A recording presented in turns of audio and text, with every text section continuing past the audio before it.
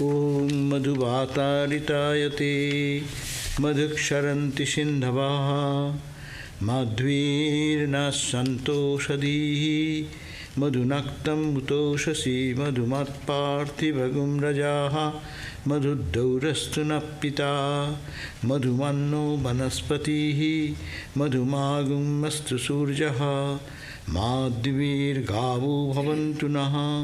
Om Madhu, Om Madhu, Om Madhu. May the winds bring us happiness. May the rivers carry happiness to us. May the plants give us happiness. May night and day yield us happiness. May the dust of the earth bring us happiness. The heavens give us sweetness. May the trees bring sweetness to us. May the sun pour down happiness upon us. May the animals yield happiness on all of us. Om sweetness, honey, love. We are very happy today to get this opportunity to have our Matajis, Pravrajika Bhavaniprana Mataji and Pravrajika Divyanandaprana ji. So we are taking advantage of their presence. Actually, they were invited in the northern California, and they came here, and we are getting this extra bonus. So today, Bhavaniprana Mataji and Divyanandaprana ji will share their time, because only one day we got it, so the lecture time. So before that, I just want to introduce a few words. Pravrajika Bhavaniprana Mataji, this is a trustee of the Sarada Math, and well, as a member of the governing body of the Ramakrishna Sarada Mission, Dakshineshwar, Kolkata. She is also the secretary of the Ramakrishna Sarada Mission and has served as president of Sri Sarada Math, Guntur, Andhra Pradesh since 2001. Bhavaniprana Mataji, after completing her education, joined Sri Sarada Math, Chennai in 1975. She served at Sarada Math headquarters in Calcutta for over 22 years in various capacities. She speaks throughout India in languages English, Kannada and Telugu. And she has visited Canada, United States, of course, and offering talks on Vedanta and the harmonious message of Sri Ramakrishna, Sri Sarada Devi, and Swami Vivekananda. And several of her talks have been uploaded on YouTube also. This is our Mataji, Bhavaniprana Mataji. Moreover, for us, it is very inspirational to see that spiritual energy which is started with Ramakrishna, with Holy Mother and Swami Vivekananda. That is getting, the whole world is getting that through the mouth of these dedicated nuns who have dedicated their life for God, for their self-realization and good of the humanity. Now our Divyanandaprana Mataji is here. She is a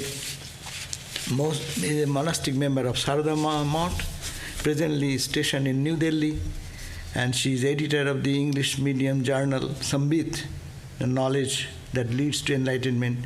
She served as principal of Nivedita Vidyamundi School of Sri Ramakrishna Sarada Mission, New Delhi from 2014 to 2019. She specializes in the areas of Yoga Vedanta and teaches contemplative psychology at various universities. She is the author of 2 books, The Science of Happiness and Self-Discovery, unraveling the ultimate truth about human existence. Many of her talks have been uploaded in the YouTubes, and you all know more on it through YouTube, know her more. And she is unique combination of knowledge in the conventional science and traditional yogic and Vedantic texts. She has been lecturing all over India since 2010 and internationally everywhere in US, South Africa, Ireland, Great Britain, United American, and Canada and in other areas. So this is a wonderful opportunity to hear from them. Their topic will be first Bhavaniprana Mataji will be speaking on the topic American Women Inspired by Swami Vivekananda. And after her, Sri Divyanandaprana will speak on the topic Vedanta's impact on the West. So I welcome Mataji to speak.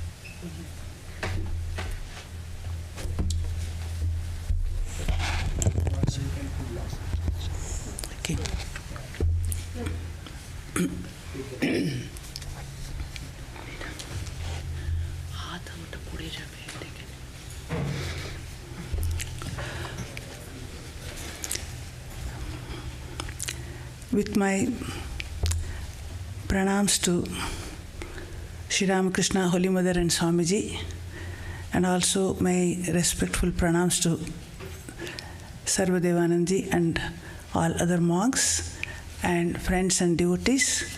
Today I am expected to speak on the topic, the inspiration of Swami Vivekananda on American women. I heard this is the 75th anniversary of this convent. For that purpose, this topic has been selected for us by Maharaj.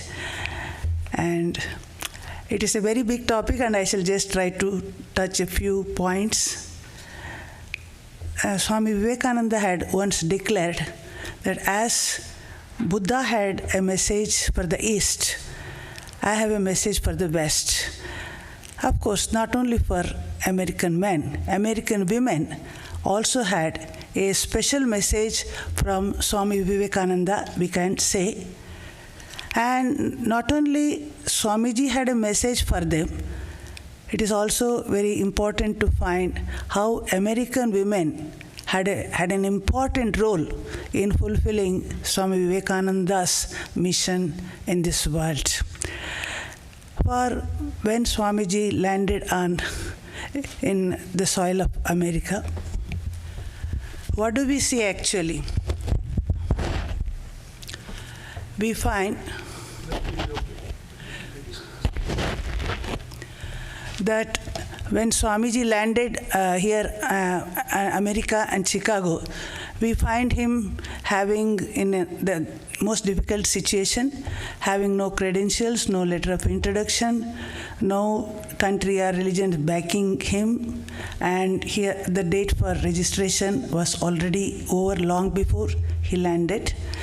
And Swamiji was to fight against impossibilities as if. And under these circumstances, if the American women had not come to Swamiji's rescue, the result would have been most unpredictable, we can find. And so we find, first, it was the American women who recognized the genius and who appreciated Swamiji long before that maiden speech. We can say the first speech he spoke in that Chicago Parliament, which made him world famous overnight. Long before that, it was they who had recognized him.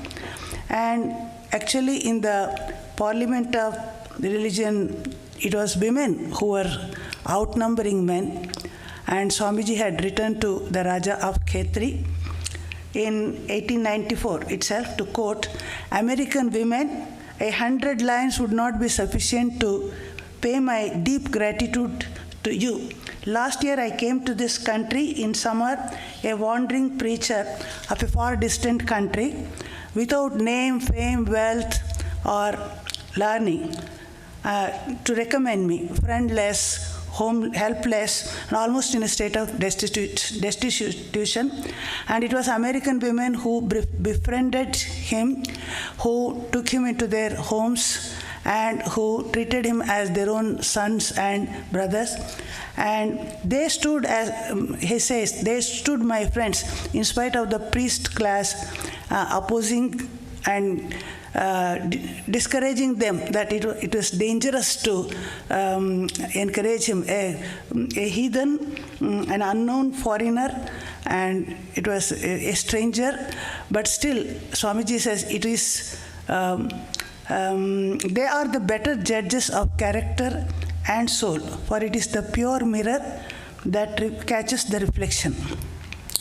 So that their independent spirit, their courage and strength made them help Swamiji under all circumstances, and even against their own priests and other people. And that was the main support that Swamiji got from the beginning itself. And secondly, we can say the help was indispensable. Their help was indispensable at the most critical and helpless moments of Swamiji, from the moment he came to the West till he finally faced the Parliament of Religion. So we can say at this moment, when the earliest offer was from Miss Kate Sanborn, and it was she who met Swamiji on Canadian Pacific, and she invited him to her house, the country house Breezy Meadows, to spend some time. And this invitation saved Swamiji to save his diminishing purse. He was not having enough money at all. So that period could be covered by staying with her. And she, of course, she presented Swamiji as a curio to many of her friends. But still, her help was, she had sincere desire to help Swamiji, and she introduced Swamiji to many influential people. And most important, we can say, is Professor John Henry Wright, and whose letter of introduction opened the doors of Chicago Parliament for Swamiji. And she also introduced to many other influential persons, and Swamiji's exposure to this cross-section of American society, that helped him for facing in the final appearance at the Chicago Parliament of Religion. And again, the trial was not over for Swamiji. For when Swamiji landed at Chicago, what was his again condition? If we see, he has lost his letter, the address of the Parliament where he has to present himself, and he spent the overnight in some railway wagon, and then he is knocking at many doors and rejected. And at that helpless moment, he is hungry, thirsty, and tired, exhausted, and sitting on a sidewalk. And just then a door opened opposite the room, and there emerged Mrs. George W. Hale. And she recognized him immediately. She came to him, helped him to all his immediate needs, and then she escorted him to up to the Parliament of Religions, and she did every help in her capacity. And Swamiji used to call her as Mother Church, and her husband as Father Pope, and their two children, Hale sisters, and their cousins, McKinley sisters. They became very good, intimate relation with this family started from then, and it continued throughout. And they stood as his help throughout his life, through letters, communication, in his times of distress and in his times of delight. At all times, they were helping him, and their house served as the base for the operation. And Swamiji kept his luggage there and wandered in every place, and at all times they were helping him through letters, through hearing his words and encouragement and advice, and in so many ways. And Mrs. Hale also, she helped him for accounts, and because he didn't know anything in that country, so that way. And then during the sessions of the Parliament, it was Mrs. and Mr. John B. Leon. They were the hosts to him, and actually Mrs. B. Lane was like just a mother to him. And in order to accommodate Swamiji, she sent her own son to somebody else's house and accommodated him. So much friendly they were.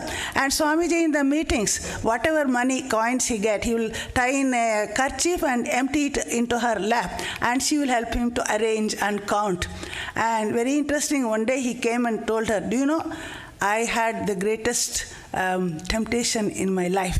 Then she asked, who is that fortunate lady? She says, organization.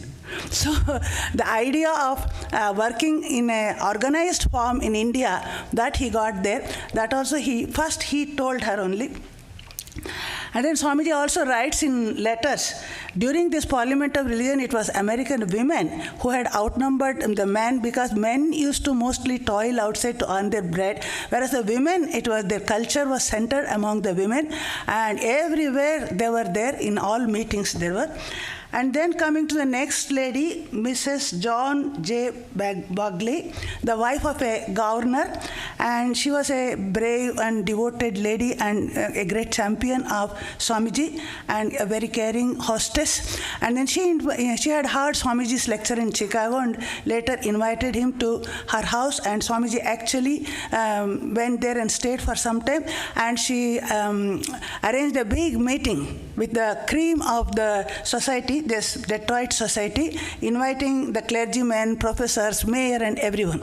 And she helped supporting Swamiji even when the adversaries were talking something else and in heated debates. Such places also she supported Swamiji. And she writes that anyone who says a single word against him are simply jealous of his greatness. He is strong and noble human being, strong and one who walks with God. Every human being would become better by knowing him, and I want everyone in America knowing him. So that was her wish, and later she came to Chicago also, and she heard many of his lectures, and Swamiji had presented her one of the shawls given to him by the Raja of Khetri, which she kept as a memento. And then now coming to other American ladies, the next name I would like to mention is Christine Greenstidel. I am actually omitting here Sister Nivedita, Mrs. Xavier, and those people because they are not from American origin. So coming to Christine Greenstidel, she was a very devoted and very pure lady, and very much, actually she followed Swamiji to India, and she served to fulfill Swamiji's mission. And from the childhood, she was like this. She was very self-effacing time, and Swamiji loved her just like his own daughter. And many letters he has written, even a poem also he has dedicated to in her name.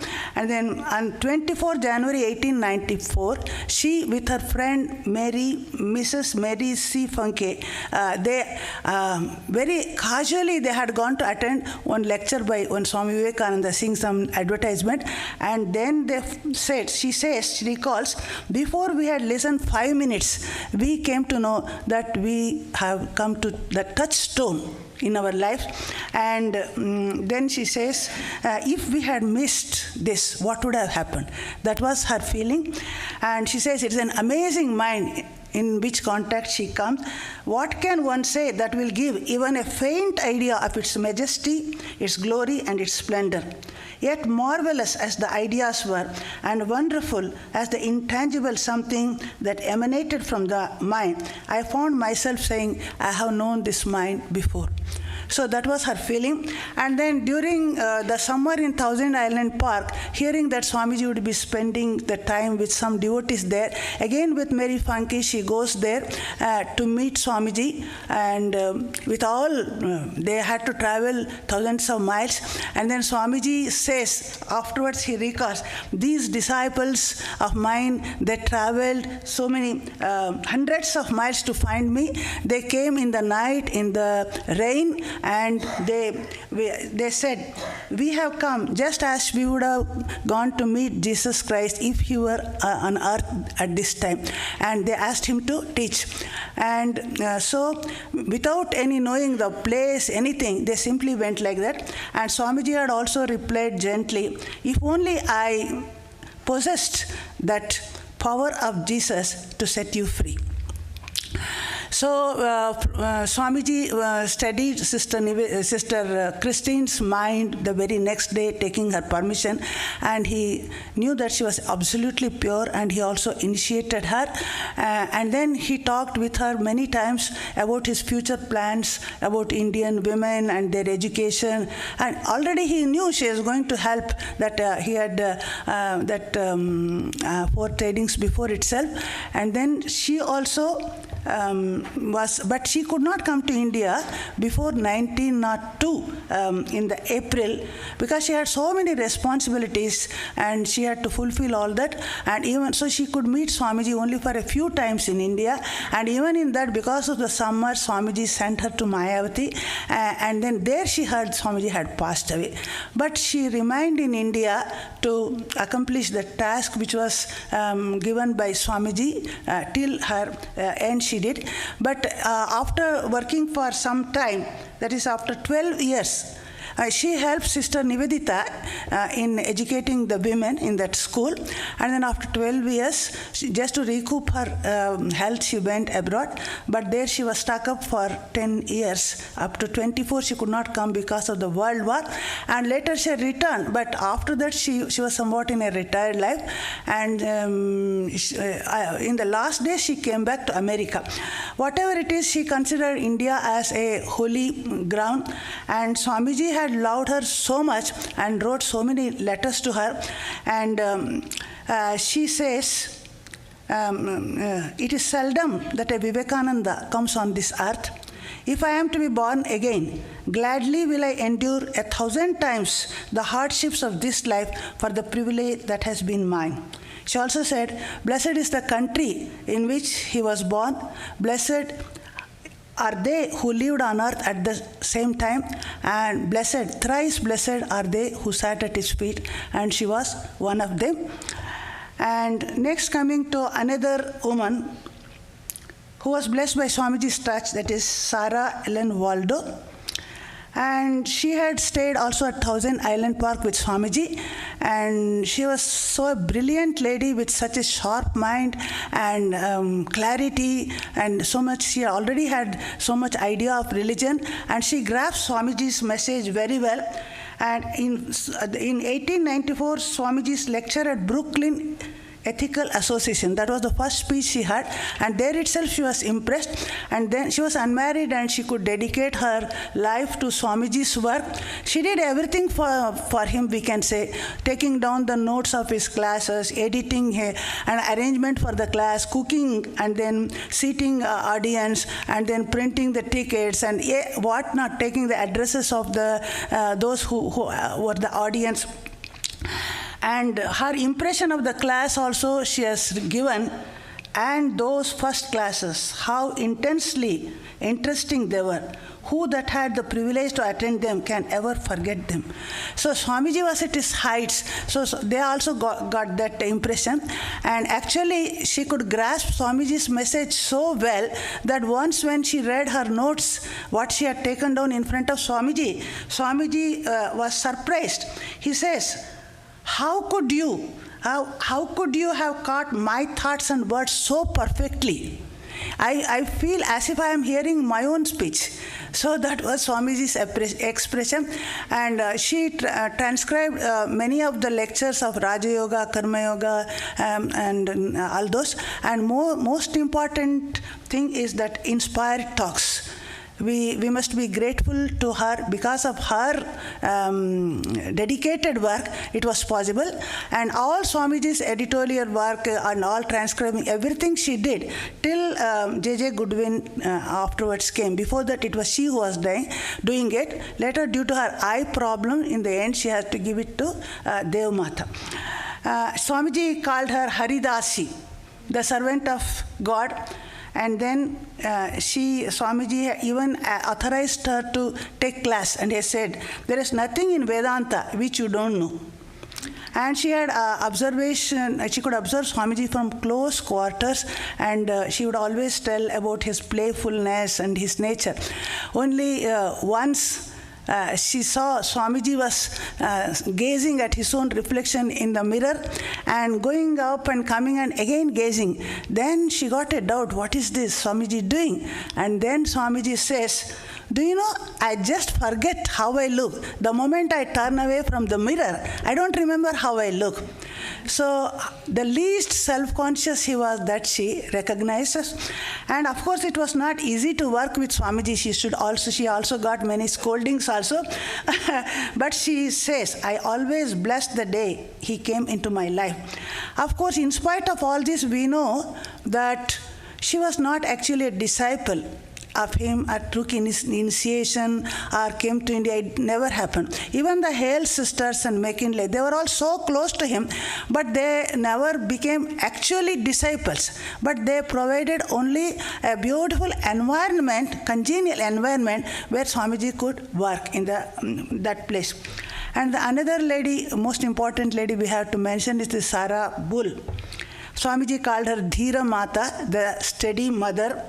And she is so saintly. She was a leader of the society. She was a very influential lady, quite rich. And so she understood Swamiji's ways, and she invited Swamiji to her house also. And she once gave, even it seems, $500 to him. And then she protected him many times from the adversaries when Swamiji was engaged in debates with many other people. And then she took over even his looking after his accounts and so many things. She was so intelligent and balanced that Swamiji once thought she should be made a trustee in the Belur Math also. But that didn't happen anyway. But she inspired Nivedita to write the biography in the book on Swamiji. She also inspired this Swami to translate these books. So she also inspired Nikhilananda to publish the different yogas in a pocket edition, and Jean Herbert to translate Swamiji's works in French. And she also had contact with Roman Roland, who wrote books on Swamiji and Sri Ramakrishna. And very important incident narrated by Sister Nivedita that happened in Ridgely Manor. One day when they were staying, Swamiji was also there. She was there and Nivedita was there. And Nivedita calls it robing ceremony, and he brought 2 ochre cloths and he covered Mrs. Bull, and he said, I am giving to you all that Sri Ramakrishna Paramahamsa gave to me, and I can't trust myself anymore. It is more safe, it is safer in hands of women, that which is given by a woman, that is the Divine Mother herself. So he had so much trust, and he had empowered them to do something in the future that we can see. And then coming to the Josephine McLeod, we cannot forget, Swamiji called her Jojo, and she was 5 years elder than Swamiji, and she was not a disciple. She considered herself Swamiji's friend only, and she was so influential lady, and she helped Swamiji's message to spread everywhere. She traveled throughout India and many countries, and everywhere Swamiji's message, she made many people Swamiji's friends like that. And she also says, it was to set me free that Swami Vivekananda came. That was her feeling. And then once she gave $800 to Swamiji to do whatever he liked, he immediately gave it to Trigunaatitananda, and that was the beginning, inception of the starting of the Udbodhan Bengali magazine. He bought a press, and that was started. And so, in so many ways, she has helped Swamiji. And she and her sister, Betty Leggett, also we must mention, she was a very caring, loving hostess to Swamiji. And Swamiji, she loved to feed Swamiji with chocolate, ice cream. And Swamiji, after taking food, when Swamiji was to get up, she would announce, last dessert is that ice cream is coming. Swamiji with a beaming smile, come back and sit in his seat. So that was so much they loved. And And then both the sisters, they helped in spreading Swamiji's message. And also later, Betty Leggett came to India, and she helped Sister Nivedita also. And she was the president of the Ramakrishna Guild of Help, founded by Nivedita. And that Leggett's home, that guest house just next to, adjacent to Belur Math, that is by her contribution it is done. And even after Swamiji passed away also, they helped to spread his message. And though they had such intimacy and friendliness with Swamiji, but they knew Swamiji's greatness, and they thought God himself lived and walked with them. They experienced the divine atmosphere in his presence, and he also had a perfect relaxing home at their house. Then coming to other ladies, Mrs. Roxy Blodgett, who attended Chicago's Parliament of Religions, and when she found so many women standing on the bench and rushing to Swamiji, she thought, well, my lad, if you can escape this temptation, then you are indeed a god.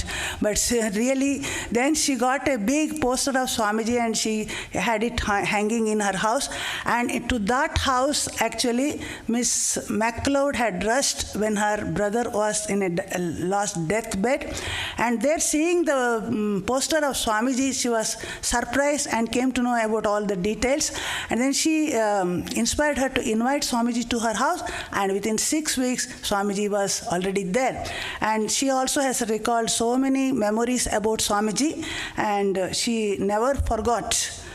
Though it was a short time she had his company, she used to say how during taking bath he would sing all the chantings, and how he will be a very witty person in talking and everything. I think there is not much time, so I will just leave it. And then coming to Mead sisters, very important for us. We recently went to South Pasadena to the house of the Mead sisters, and these three sisters, they were very much connected with Swamiji's mission, we can say. One day, youngest of them, Helen, saw in a newspaper that a prince from India, Swami Vivekananda, was giving a lecture in Los Angeles. And then when she came and announced it, then the other sisters were also very much inspired, especially Mrs. Hansbrough. She had already read Swamiji's Karma Yoga, Raja Yoga, given to her as the parting presentation when she left San Francisco, and she had always wondered what must be that brilliant mind which he has written, given this message. And then when they went and heard his meeting, they were extremely pleased and they were highly inspired, and they invited Swamiji to their house. And after some time, Swamiji suddenly one day came to their house, got down from the carriage, put all the luggage, and said, I have come to your house to live with you. Without intimating before, suddenly he came, and they were so glad, and they treated with all love and care. Swamiji mixed with all of them so much. And Mrs. Hansbrough especially has a greater role. When Swamiji got invitation from Northern California, it was she worked as advance agent. She came there and she helped in every way in the home of truth where Swamiji was to stay and where the lectures will be held, and all the arrangements needed for Swamiji's speeches, everything she did there and helped Swamiji.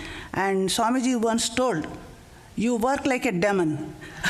So much she was working, but Swamiji was so pleased. He says, seeing such souls here and there repays for all the nonsense of this life. Such great souls are still present in this world. And then one day when she could not attend the classes because she was busy in the kitchen, then Swamiji said, okay, I shall pray for you. I shall meditate for you. And then she really experienced throughout her cooking that Swamiji was meditating for her. And even afterwards also, that was her feeling. So, but again, it was not easy to work with Swamiji. As we know, Swamiji was a very exacting person, and she also got a lot of scoldings. She would just go out of spot when Swamiji started scolding. And then Swamiji then says, I scold those people whom I love most. She says that's a very bad sort of excuse. And then anyway, she had to return to Pasadena because she was attached to her daughter, and she came back, and Swamiji also left afterward. Swamiji used to say, I knew all three of you before itself. You three sisters have become a part of my very mind itself. And Swamiji also became a part of her mind, we can say. And Swamiji also lovingly called Mother Moses. And it was Swami Turiyananda who gave her the name Shanti. And then Swamiji once said, you are bitten by a cobra. Don't ever think you can escape. And she never wanted to escape also, I suppose. And then, so she did such a loving service to Swamiji. And then coming to the other sister, Mrs. Wyckoff, she was named as Sister Lalita by Swami Turiyananda. And she also has recorded so much intimate relation with Swamiji. They had such loving, affectionate relation.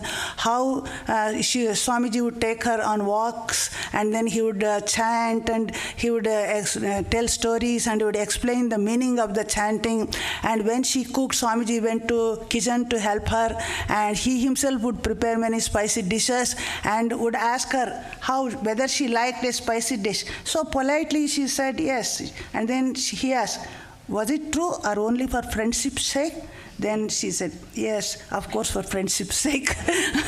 Not actually that. And then another day he asked her, were you happily married? He knew, I think she was sad, her life was not so happy.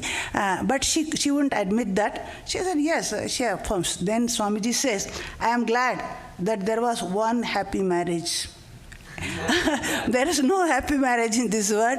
Later she realized that he should never tell a lie in front of Swamiji like that. And then Swamiji had left a pipe on the mantelpiece in the dining hall. And many years later, when she was depressed and not feeling happy, she just came near it and took it in her hand. And she heard, is it so hard? Swamiji is telling, is it so hard, madam? And then she took it and rubbed on her forehead. And then she felt all depression left her. And we had the great opportunity to have that touched on our forehead also by Maharaj. We had the fortune to see that. And then, I will leave that much only. And she was called Sister Lalita by Turiyananda. And the other lady, important lady, is Ida Ansel, named as Ujjwala, another name. And she was associated with Ramakrishna order for many years. We can say she, throughout the history for so many years, say 55 years she came in contact with all the 5 disciples, Swamiji, Turiyananda, Abhedananda, Trigunatitananda, Sharadananda, everybody. And she has recorded many of almost the history, we can say. We can get a picture of the entire history. Of course, her notes were very fragmentary, but they are very precious. And then she herself says, so it was not easy to record when Swamiji was speaking. First of all, she was an amateur steno, and Swamiji was not only a fast speaker, he was also an actor. One was forced to write down keep the pen down and gaze at him, and can't continue writing. So it was. So till the last, her memory was very sharp. So she has recorded so many things that is very valuable we have today. And the Fox sisters, they also had attended Swamiji's lectures, and later they invited Swamiji also to Oakland. Swamiji came there. And then the Sarah farmer who had invited Swamiji to the meetings at Greenacre. We can't tell so much details in such a small lecture. And lastly, I would say about Mary Louise Burke, though she didn't see Swamiji at that time, we cannot forget her, because such a research she has done, such a valuable research on Swamiji's work in the foreign countries. And we have that wonderful book that she has written, that New Discoveries book. It is all the source of all the information. And she had her sannyasa, and she was given the name Sister Gargi in appreciation of her great work. And also she was given the first Vivekananda award also by Ramakrishna order. So we are really very grateful to what she did. And she was a disciple of Swami Ashokananda. She has written also his life also.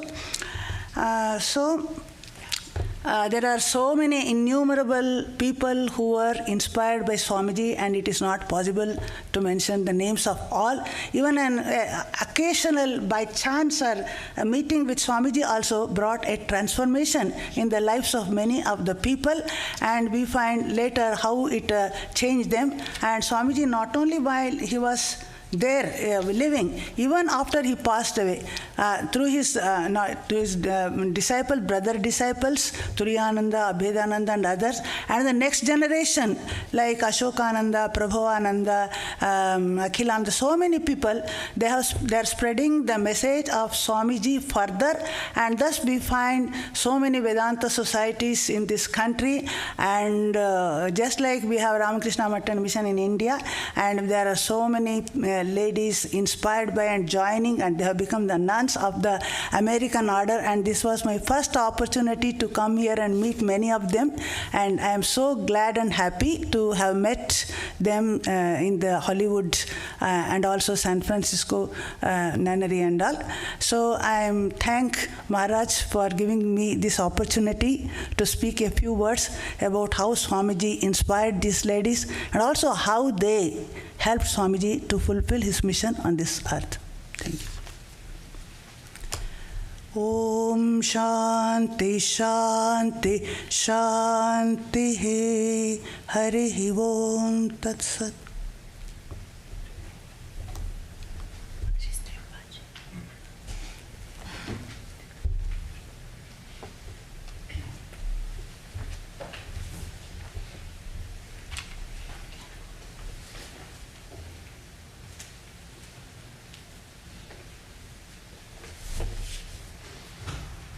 So you can explain, don't end that. How long can I? Go up to 15. 12:15. Okay.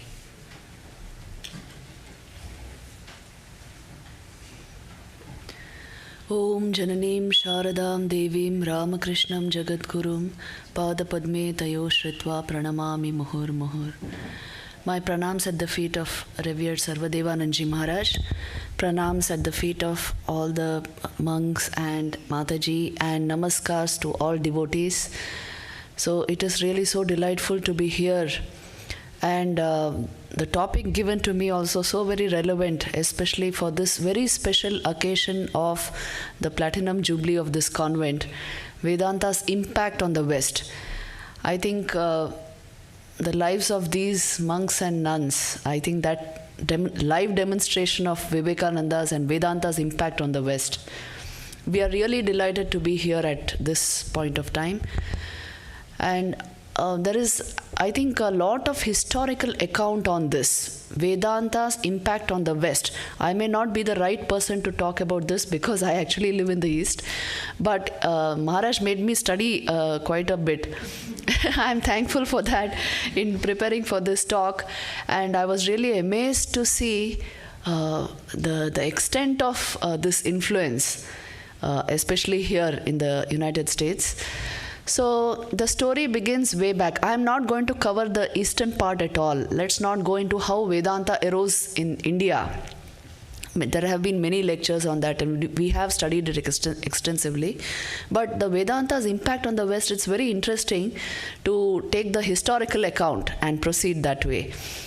See, it was way back in the 1650s that you might have heard of him, Prince Dara Shikoh, who was actually a son of Shah Jahan.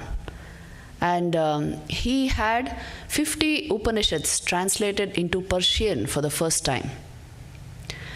And these works, these 50 Upanishads, were in 1801.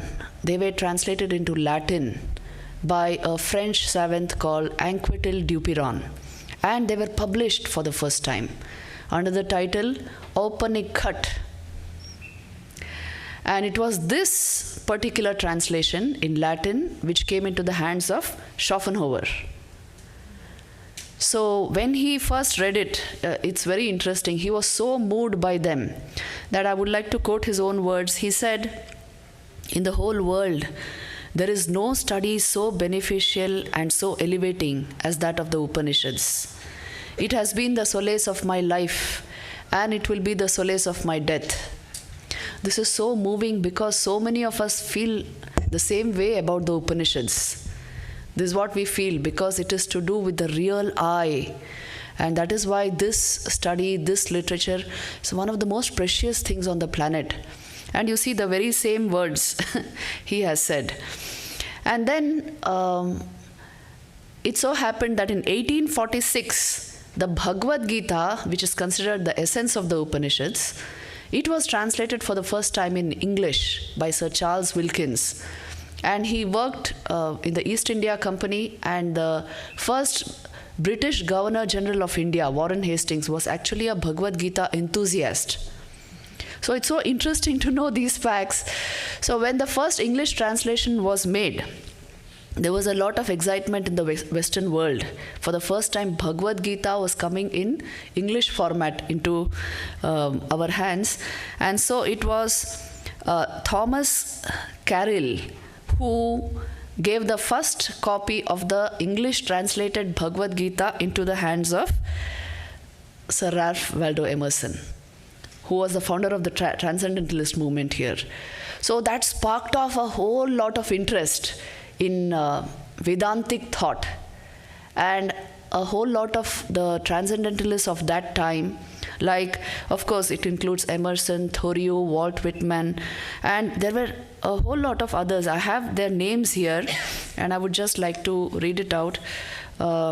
Edward Perkins Canning, John Greenleaf Whittier, Arnos Bronson, all of them who were Transcendentalists, they, for the first time, bathed in this transcendental philosophy. And Emerson was so touched by it that he even wrote a poem and an essay. You must be knowing about it better than me. And it gradually filtered into Western thought. Thoreau was so affected by this that he has commented in the, he wrote, "I bathe my intellect in the stupendous and cosmogonal philosophy of the Upanishads and the Bhagavad Gita, in comparison with which our modern world and literature seem to be puny and trivial." So this is the kind of power emanating from these works.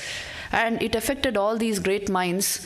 And then the Light of Asia was also one of the Transcendentalists, was instrumental in bringing the American edition of the Light of Asia by Sir Edwin Arnold. So all this created a lot of revolution, because it was for the first time, you can say, the Eastern philosophy appeared to be so relevant and so acceptable to the Western mind.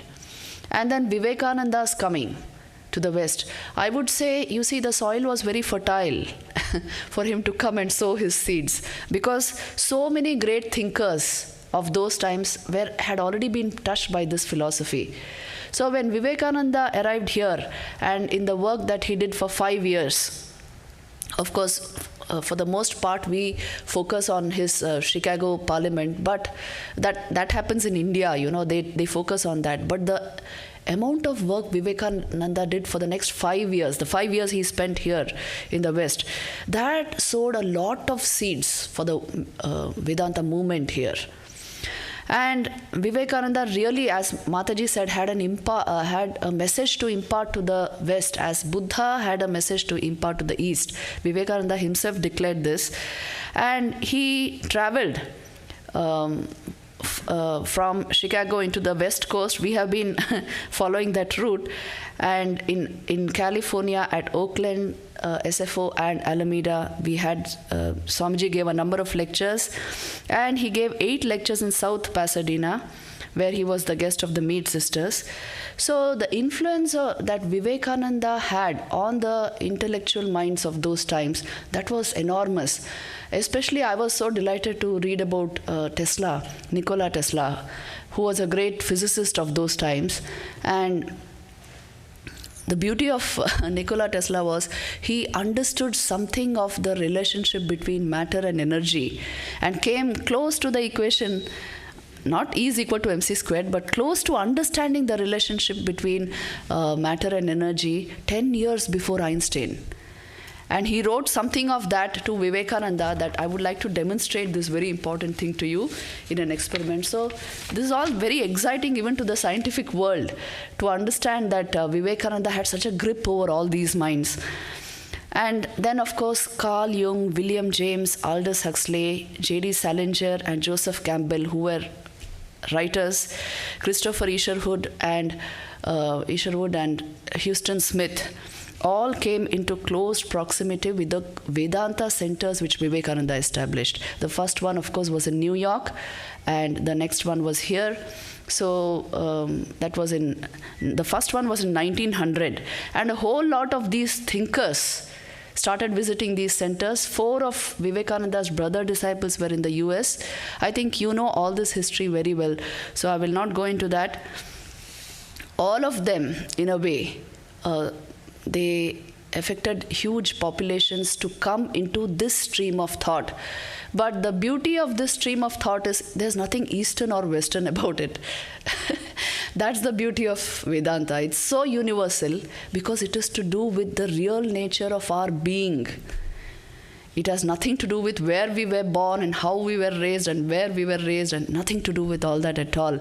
It is about the self, the soul, pure being, my unchanging nature. So this is what its appeal lies here, that it cuts across all limitations. It breaks all boundaries. Just like how, yesterday we were on the Pacific, and I was seriously thinking, are there 5 oceans? There are no 5 oceans. Is it written on the Pacific that it's the Pacific Ocean? No, we made it up. It's one body of water all over the globe, and we divided it into so many oceans. It's all our making. Like that, we divide. See, we are specialists in dividing. We make all the divisions, and then we think they are real. So Vedanta is actually, it doesn't belong to the East or the West. It is the existential truth about the human being. Today, this is the most modern current trend in Vedanta. It is being studied as the science of consciousness in India. A whole lot of Indian universities are introducing this subject. It is not some hoary philosophy coming from that Vedic age. It is an existential analysis of our being. Yes, and it is the science of consciousness. So it will always hold an appeal on every mind, in every clime, every time, every place. It will never become irrelevant to humankind because it is to do with our being. And unless Vedanta is brought into the modern world in this way, it is very difficult actually to even try to go deep into the Upanishads and try to understand what they are trying to say in that particular period of time. So let us welcome it as it should be welcomed, as the science of consciousness. Yoga, of course, is the technology of consciousness. It helps you go deep into the science. It's the methodology you use to understand Vedanta. So all this, I think, the science of this particular Vedanta began with Vivekananda. This is the beauty of it. He very much wanted religion to be studied just as you study any other science, and apply specific criteria towards its study, because it is just like how we have the science of the objective world, we have the science of the subject, the subjective world. So in this way, I think Vedanta is very appealing to every young mind today. I can tell you that I have been working along these lines for many years now, and there's not a single young person whom I have heard say, well, this is not relevant to me, or this is an ancient philosophy. They take it readily, as a fish will take to water, because it's about their unchanging nature. So we should be able to bring Vedanta in like that. When Vivekananda worked here, for 5 years he worked in the West, and he made certain very important statements, which again I have gathered together here to help us understand Vedanta's impact on the West. One thing which he said was, this was on 30th December in 1894, to an audience in Brooklyn Ethical Society. He declared, I have a message for the West. as Buddha had a message for the East. And then what was the message about? I told you, it really broke all boundaries, all barriers. It was a message of infinite brotherhood, of oneness. Vedanta means oneness, the oneness of our consciousness. Everything else is external to that, please see. So it was a message of harmony. It was a message which totally put aside all sectarianism, bigotry, intolerance, superstition, and intolerance has a modern name today, fundamentalism. This is just outside the ambit of Vedanta. Vedanta is all about harmony, brotherhood, oneness, seeing the one consciousness in all beings, and taking up whichever path you want.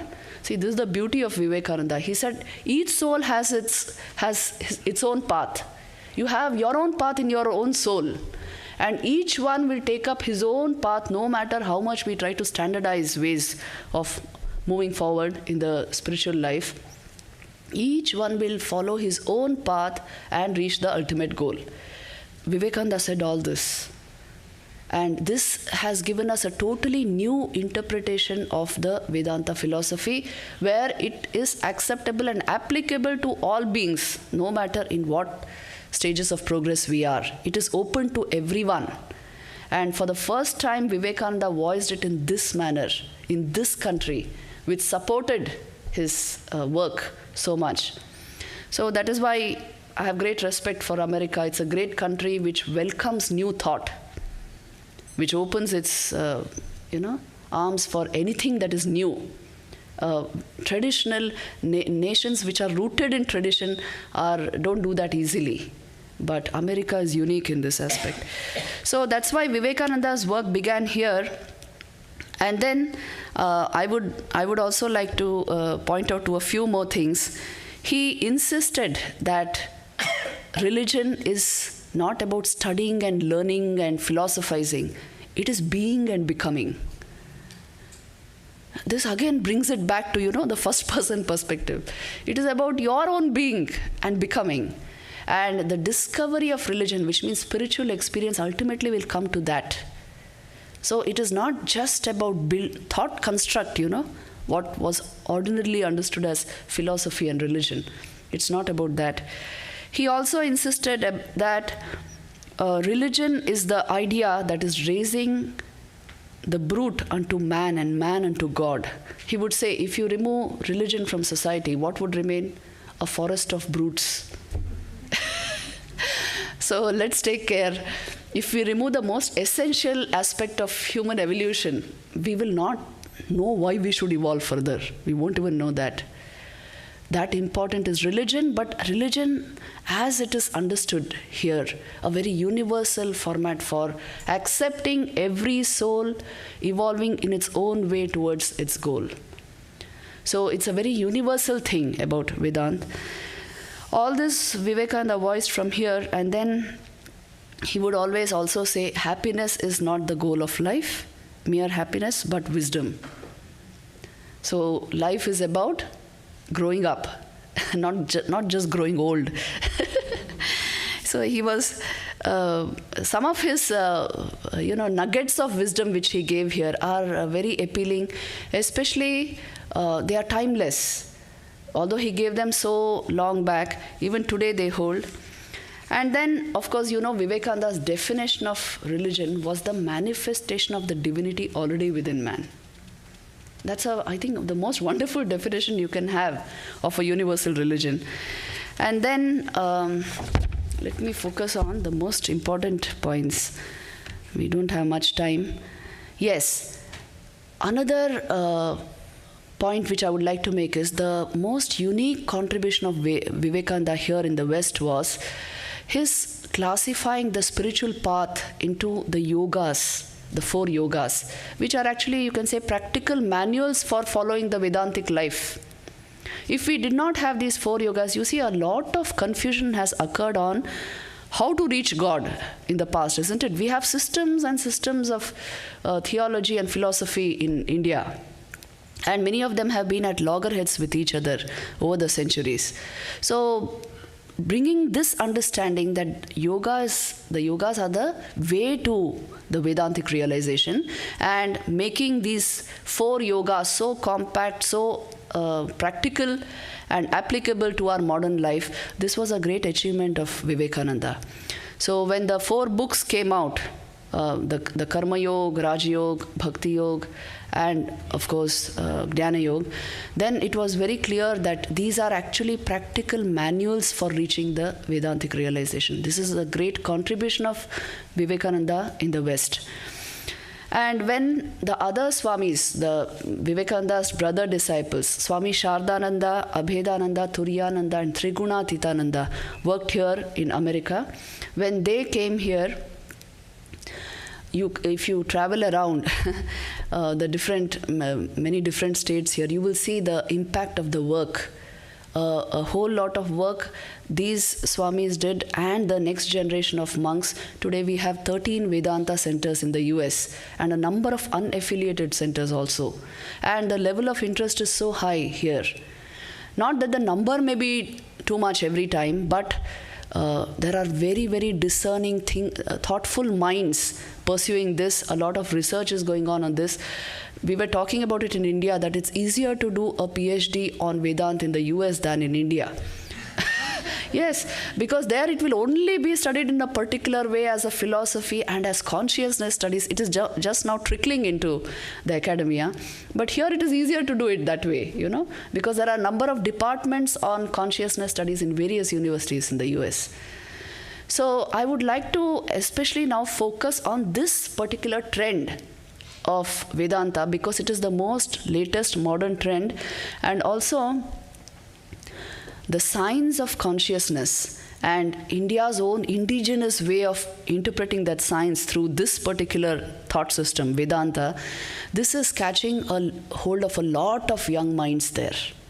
I was especially told by some people to talk about this. So I'll take the next 5 minutes to tell you about this. Vedanta, if you try to understand it merely philosophically, as a system of thought, you are still taking the third person perspective. If Vedanta you try to understand as it feels to you, that's the phenomenological method. How is it that anything feels to me? If you try to understand it that way, it naturally becomes the first person method, and your consciousness is always experienced in the first person. There is no experiencing consciousness in the third person. It's not about reading consciousness or reading what somebody said about it. Even all of that goes through the third person. But in the first person, and if we have a first person research methodology, which is what contemplative psychology today is about, then that is a huge way. It is an addition to the qualitative and quantitative methods of research. Those of you who are doing research will understand what I am saying. This is a totally new paradigm, the contemplative research methodology, which has come into our universities because the science of consciousness has become so very important. In India, Indian systems, especially Vedanta, consciousness is studied in a very unique way. Not merely as thought, not the content of the mind. That is not called, that does not cover the whole word consciousness there. It is not about mentation, ideation, emotion, will, analytical abilities. It's not about all this. It is about the pure, exalted state of clear awareness, unalloyed awareness, which all men of realization have spoken about, starting from the Buddha. He said, your own unalloyed being, awareness, that is the ultimate. That is God, he said. So all of them have spoken about this. We have an intuitive feeling about this, but the focus of Vedanta, we should remember, is on this. Our own true being, the unchanging I within us, the God within us. So this particular science of consciousness has a very well developed, I would say, first person research methodology, or what we are traditionally calling Vedanta Vichar, existential inquiry towards this unchanging aspect of our being. So it automatically makes it a research methodology. This is how Vedanta is being studied by a number of young minds today. So you see, Vedanta is such a vast thing. There will be a lot of developments in it.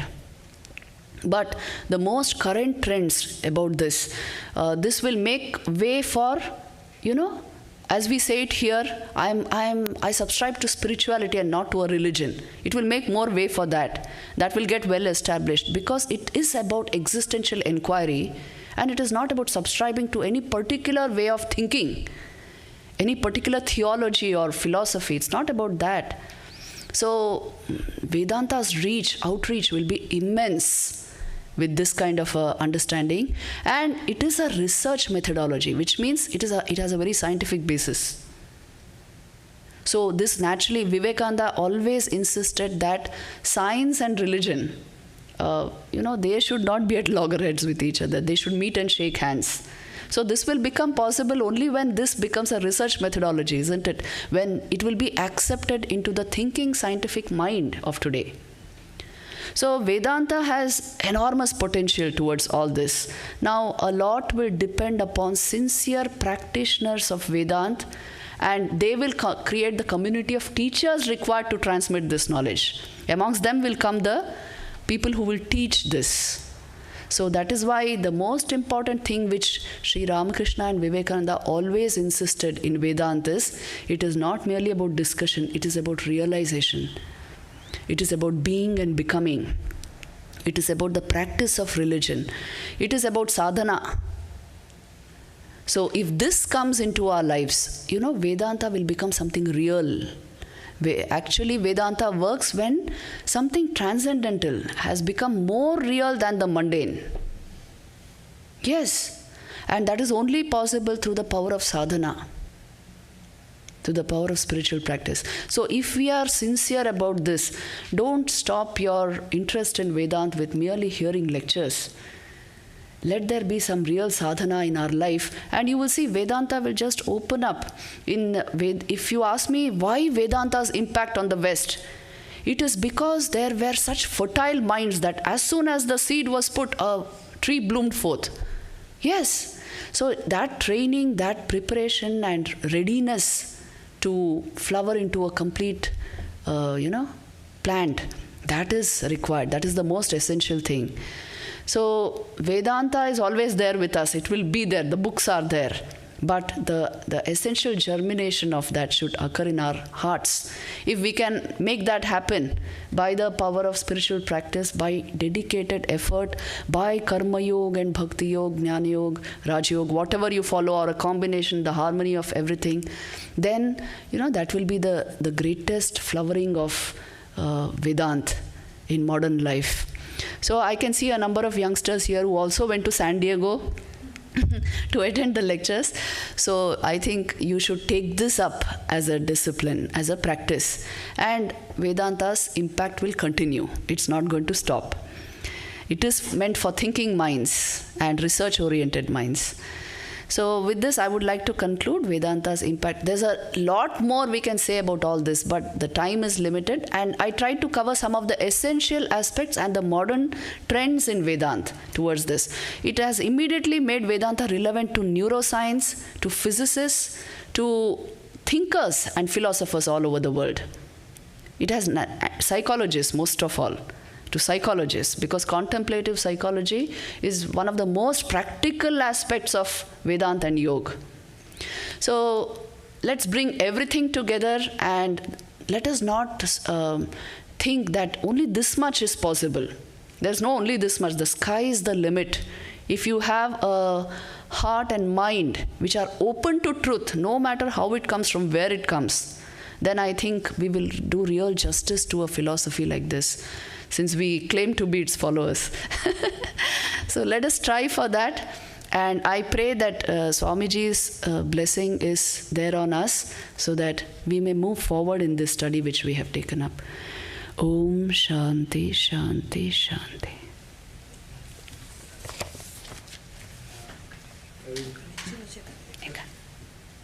You need more water? No, I'll leave it. So, we are extremely happy to hear this beautiful. That's it. Okay. So thanks to Matajis for bringing this wonderful idea how it is more relevant to us and this West who live here, and how the Vedanta is unconsciously entering into the heart of people. Though some are aware of it, some are not. Interfaith meetings and discussions which goes all over the country, that gives another aspect of the Vedanta's impact of harmony of all religions, and path is one and truth is one, like that. And wonderfully it has been presented here how the American women actually brought Swami Vivekananda. Actually, Vivekananda is discovered by the West. That's true. And nurtured. Now the Vedanta movement we started in Belur Math, we call headquarters, and Sarada Math is another wing of that, the same philosophy. It is started by what? This American, the influence of the American ladies, and their donation, their money, their personal impact. So it is really a huge subject to study and understand. And in a short period, we got a glimpse of those fundamental inspirations. Now, we have very little time, only to just announce a few. Today, we'll go now. I don't want to spend time in greetings, all of you. Rather, we go to the living room. And you also please go to have some tea and some snacks there. And then you come back to the room, and there you can have some question answer with Matajis. And also another opportunity is there, who can go to Santa Barbara on Monday the 7th. Bhavaniprana Mataji will be speaking on Holy Mother's vision of Vedanta for everyday life. Subject is Holy Mother's vision of Vedanta for everyday life. And also on 12th, there will be a retreat by Divya Pranamataji, that goal and the way. That will be 12th of this month on Saturday, 10 a.m. to 1 noon. And Sunday lecture. Sunday lecture, no? Yeah. 13th. Oh, I forgot that.